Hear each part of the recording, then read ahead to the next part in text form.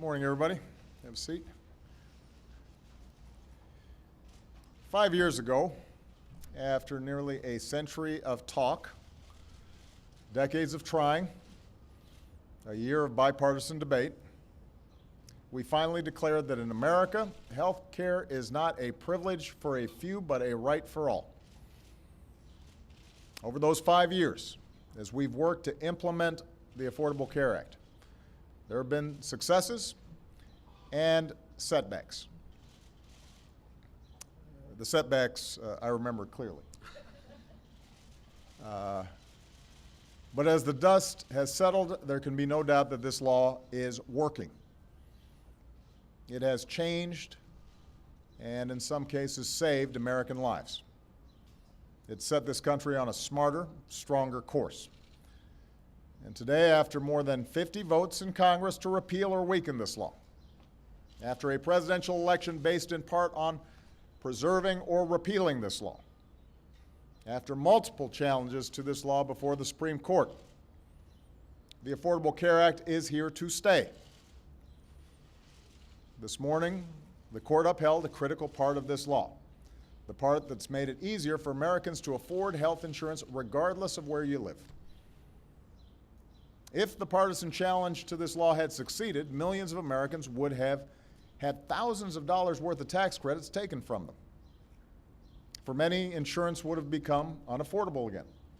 Many would have become uninsured again. Ultimately, everyone's premiums could have gone up. America would have gone backwards. And that's not what we do. That's not what America does. We move forward. So today is a victory for hardworking Americans all across this country whose lives will continue to become more secure in a changing economy because of this law. If you're a parent, you can keep your kids on your plan till they turn 26, something that has covered millions of young people so far. That's because of this law. If you're a senior or an American with a disability, this law gives you discounts on your prescriptions, something that has saved 9 million Americans an average of $1,600 so far. If you're a woman, you can't be charged more than anybody else, even if you've had cancer or your husband had heart disease or just because you're a woman. Your insurer has to offer preventive services like mammograms. They can't place annual or lifetime caps on your care because of this law. Because of this law and because of today's decision, millions of Americans who I hear from every single day will continue to receive the tax credits that have given about 8 in 10 people who buy insurance on the new marketplaces the choice of a health care plan that costs less than $100 a month. And when it comes to pre-existing conditions, someday our grandkids will ask us if there was really a time when America discriminated against people who get sick, because that is something this law has ended for good. That affects everybody with health insurance, not just folks who got insurance through the Affordable Care Act. All of America has protections it didn't have before. As the law's provisions have gradually taken effect, more than 16 million uninsured Americans have gained coverage so far. Nearly 1 in 3 Americans who was uninsured a few years ago is insured today. The uninsured rate in America is the lowest since we began to keep records, and that is something we can all be proud of.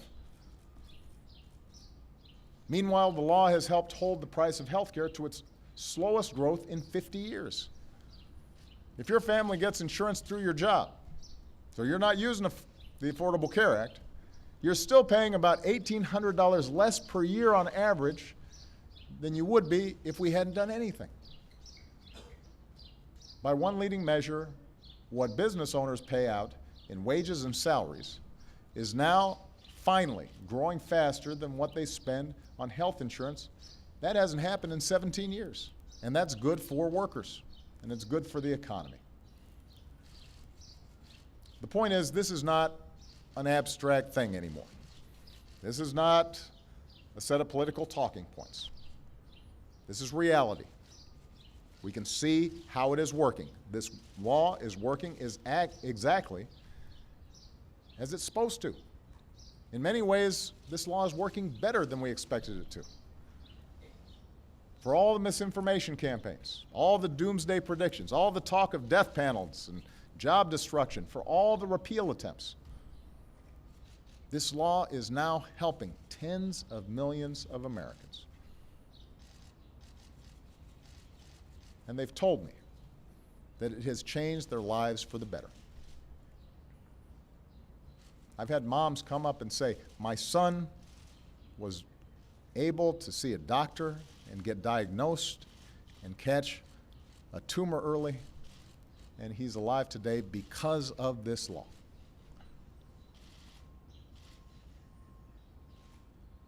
This law is working, and it's going to keep doing just that.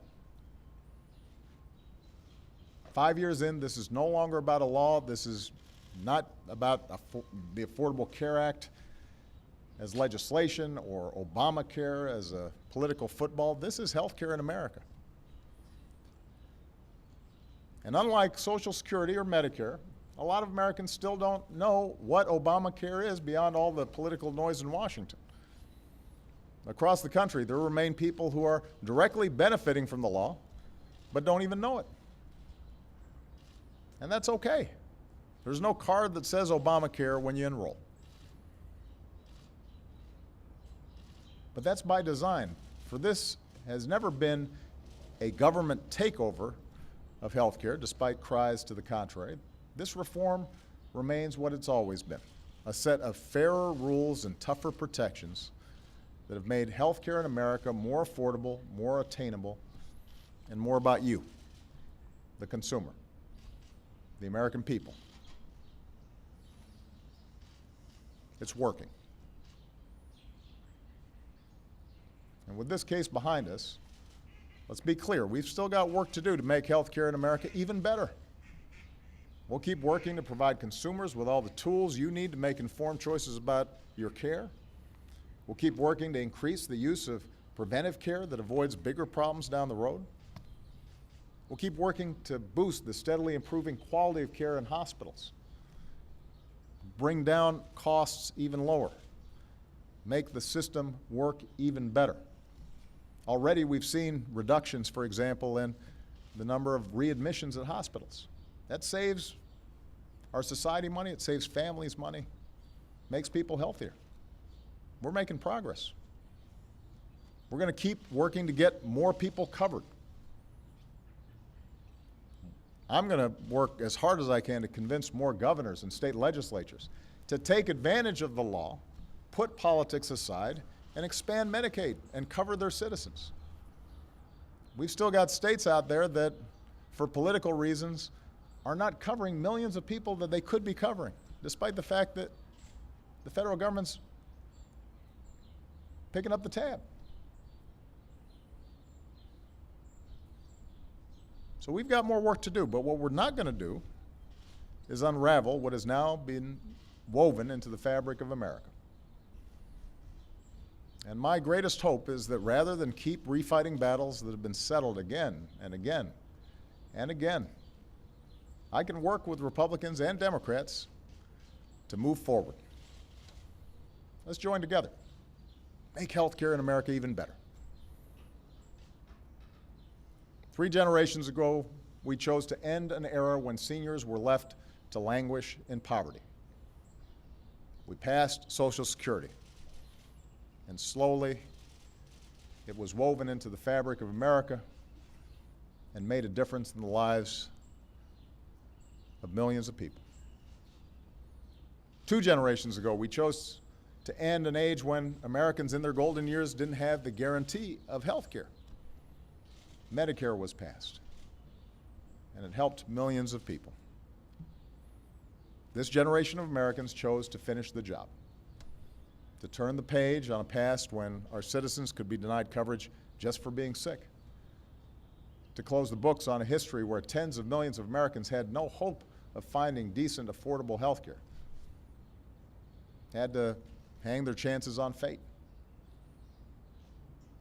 We chose to write a new chapter where in a new economy, Americans are free to change their jobs or start a business, chase a new idea, raise a family, free from fear. Secure in the knowledge that portable, affordable health care is there for us and always will be. And that if we get sick, we're not going to lose our home. That if we get sick, that we're going to be able to still look after our families.